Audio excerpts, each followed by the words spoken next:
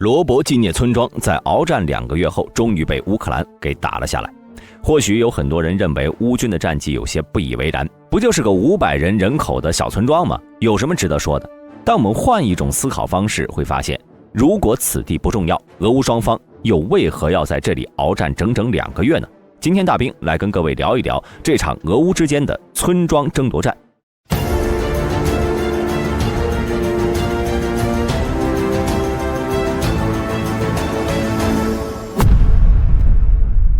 在军事媒体接受采访时，乌克兰国防部副部长汉娜·马利亚尔证实乌军已经夺回罗伯季涅，并表示我们的部队正在向该定居点的东南方向移动。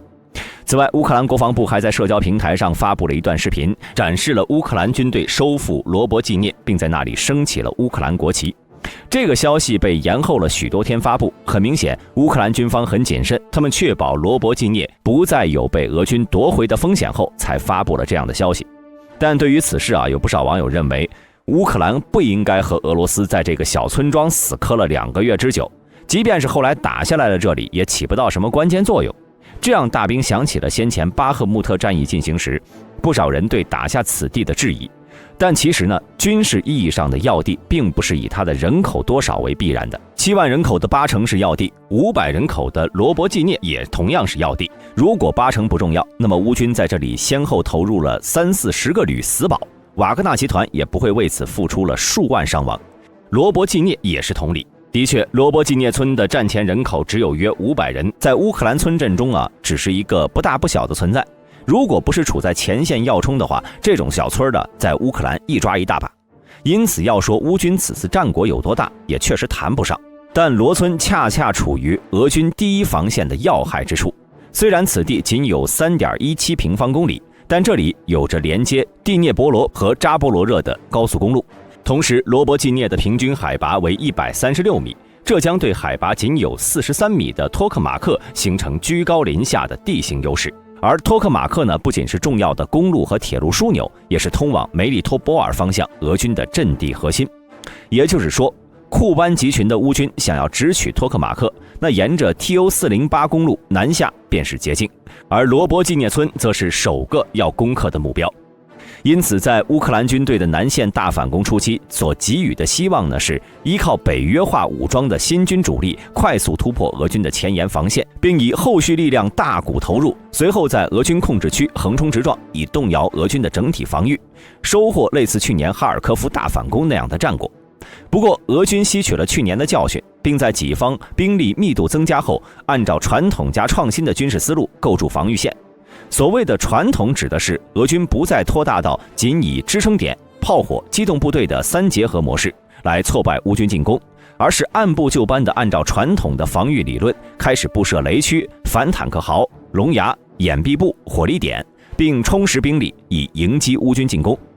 除此之外呢，俄军还改进了防御体系，在各个兵力部署点之间掺杂了雷区、无人机等作战系统。而贯彻俄军防御理论最好、防线最充实的就是库班至托克马克方向。俄军是在这边结结实实地搞了3道防线，托克马克本身也有城防工事。因此，为了刺穿俄军的防御体系，乌军在这个方向集中了装备最精锐的新军。但作为本轮乌军南线大反攻中最重要的一路，库班方向的乌军集群在这2个月来呢，并没有打出很亮眼的战绩。在6月初，该集群的攻势展开后，因本路集中了乌军最多的西式主战装备，被寄予了厚望。当时讨论的都是乌军如何兵临托克马克，进而再直插梅里托波尔，然后引马亚速海。然而事与愿违的是，这路乌军始终被俄军前沿阵地的地雷阵困扰，倒是一些西方坦克遭受了损失。在第一波猛攻失利之后呢，乌军当即就改换战术，采用以炮兵消耗外加步兵小群多路的作战方式，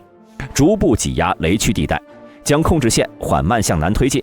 到了7月中旬时，库班方向的乌军终于在雷区地带清出了几条通道，已经可以将步兵投送到距离俄军前沿要点罗伯季涅村北、村东北大约1000米处的位置。但在此时，一直在前线作战的乌军几个旅已经有了疲态，因此乌军将第10军的预备队、第116机步旅、第118机步旅外加第78空突团投入进来，于7月下旬对俄军阵地再度发起集群攻势。这轮进攻，乌军没有硬打罗伯季涅村，而是将进攻矛头转向了村东，试图从侧翼迂回突破俄军防线。当时的一日突进10公里的战绩就是在该地区进行的。但俄军的防御也很迅速，当即就调了不少的重火力，对突进的乌军进行交叉杀伤。这也导致先突进去的第116、118机步旅装甲集群有了重大损失。2度遭遇挫折的乌军不得不暂时停止猛攻，再度休整储备。但这轮损失呢，也不能说毫无所得，毕竟已经在罗伯季涅村村东林地站住了脚跟，确实逼近了俄军真正的前沿防御要点。眼看乌军受到损失，西方国家也在第一时间为其增补装备，比如美国便在第47机步旅遭重创后补发了32辆 M2A2 步兵战车，同时西方还合力向乌克兰加大工程装备和破障武器的供应。而乌克兰自己呢，除了向战损诸部补充兵员外，又调来了新的生力军，将第46空中突击旅和第82空中突击旅调来增援。值得注意的是，这个第46空突旅虽然不属于之前美国情报泄露的9个北约亲训旅之列，但它却是早在2022年就由英国培训，而后面这9个旅的编训模式其实都是第46空突旅时期奠定的。这个旅完成编训后呢，曾在赫尔松反攻和巴赫穆特方向参战，有着丰富的实战经验。而第82空突旅呢，在乌克兰军队序列中也是一支年轻的部队，其组建于2023年初，是乌军大建新军的产物之一。虽然乌军并不能为其配备足够的空中载具，使其具备空中突击能力，但却将其打造成为了机械化单位的架构。以第82空突旅的编制来说，其配备有坦克连，装备英国援助的14辆挑战者2主战坦克，这是全乌军中的独一份。因为英国方面就支援了这么些，所组成的坦克连也是西式的14车编制。另外，德国方面最初同意支援的40辆黄鼠狼步战车也全部配给了第82空突旅。除此之外，第82空突旅还拥有90辆斯崔克轮式装甲运输车，同时配备了24门 M119 型自行榴弹炮。在乌军精锐第1坦克旅、第115机步旅和第117机步旅先后投入南线战场之后，第82突击旅已经成为乌军为数不多的重装旅。在第82空中突击旅组建之初呢，美国福布斯杂志对这支仅有2000人的部队也是不吝赞美之词，称其为乌克兰强大到离谱的部队。正是同样因为该旅既有一定的重装攻坚能力，也有足够的快速突击能力，乌军将其列入总预备队，以待战役突破时投入进去，追王逐北，实现战果的最大化。例如这次的罗伯季涅战役中，第82空突旅就是最后上场的一批，而该部队的实力呢，也确实对得上这个赞美。在罗伯季涅争夺战中，82旅的损失微乎其微，该旅的15到20辆斯崔克扫雷车战损的只有2辆，所以很多人都在揣测乌军将会趁势南下。另外，乌军还调来了具有丰富实战经验的斯卡拉侦察营等支援单位，该部主要是以无人机空中侦察为主业，兼具突击能力，曾长期在巴赫穆特作战，现在也被加强过来了。经过一番兵力调配后，于已经接近罗伯季涅的阵地上，向该村俄守军再度发起了大规模装甲集群攻势。而由于乌军的前沿控制线距离罗伯季涅大约是700-800米，因此乌军的装甲集群虽然仍是从库班南开出，但因为距离很近，外加安全通路已经清出的缘故，因此可以很快地抵达攻击地域。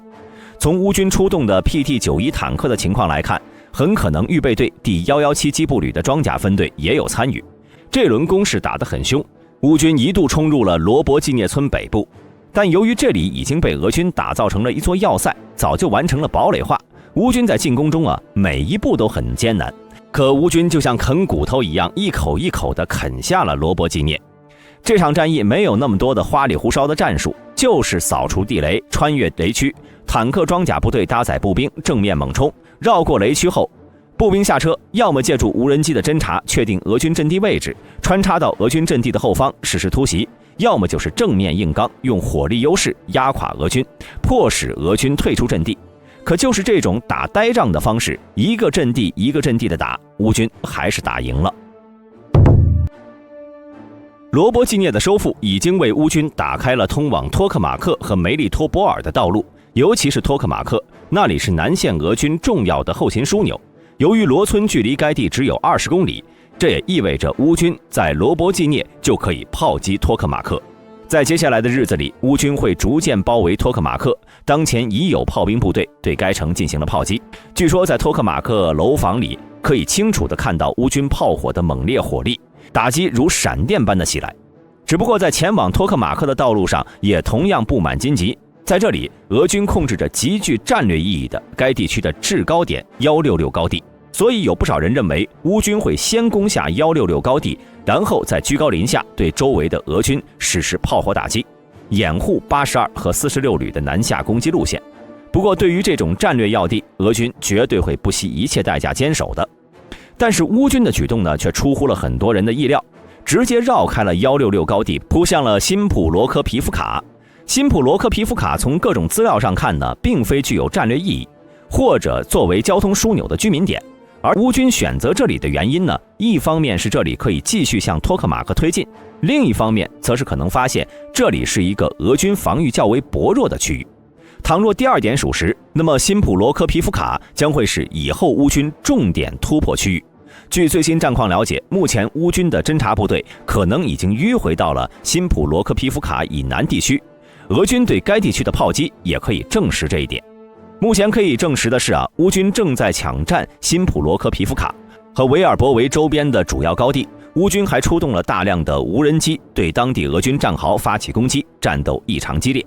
除此之外呢，乌军还巩固了新战阵地的控制，这一点极为重要，因为尽管乌军深入俄军防线，但通道却狭窄了许多，增加了侧翼遭毁灭性攻击的风险。而处于守势的俄军也正在积极展开反击。为了确保侧翼安全，乌军正分散开来，在桥头堡内向东移动，平均向罗马尼夫西克方向移动了 1.5 公里，将俄军固定在维尔博韦周围，迫使他们采取守势而非策划反击。这也为准备进攻辛普罗科皮夫卡的部队提供了更大的行动自由。